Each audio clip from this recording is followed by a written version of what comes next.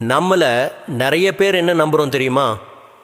வாழைப்பழம் சாப்பிட்டா சளி பிடிச்சிக்கும் அப்படின்னு நம்மளை நாமே நம்பிக்கிட்டு வாழைப்பழத்தை தவிர்த்து விடுறோம். ஆனால் உண்மை என்ன தெரியுமா? வாழைப்பழம் சளி உண்டாக்குறது இல்லை, அது நம்ம உடம்புல ஏற்கனவே இருந்த சளியை வெளியே கொண்டு போகுது. சளி வெளியே வர்றதால தான் நம்மளை சளி அதிகமாக இருக்கிறது போல தெரியுது. அதனால் பயந்து ஒதுக்கி விட வேண்டிய தேவையே இல்லை. ஒரு வாழைப்பழத்தில் 75% தண்ணீர் இருக்குது.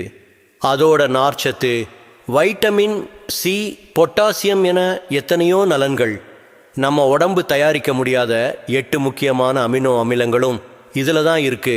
அதுவும் வாழைப்பழத்தின் தோலை பாருங்க, எந்த கிருமியையும் உள்ளே அனுமதிக்காத பாதுகாப்பு கவசம் போல இருக்கு.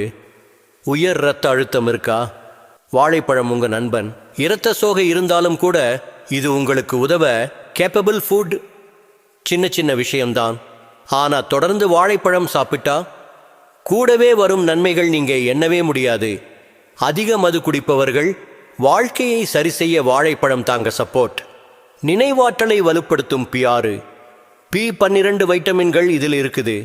எப்போதும் மலச்சிக்கலா இல்லை வயிற்றுப்போக்கா? வாழைப்பழம் இரண்டுக்கும் நல்ல தீர்வு. விந்தையான விஷயம் என்ன தெரியுமா? தினமும் வாழைப்பழம் சாப்பிடும் பழக்கம் இருந்தா பக்கவாதத்தினால் ஏற்படும் இறப்பு அபாயம் 40% குறையுமாம். அந்த அளவுக்கு முக்கியமானது வாழைப்பழம்.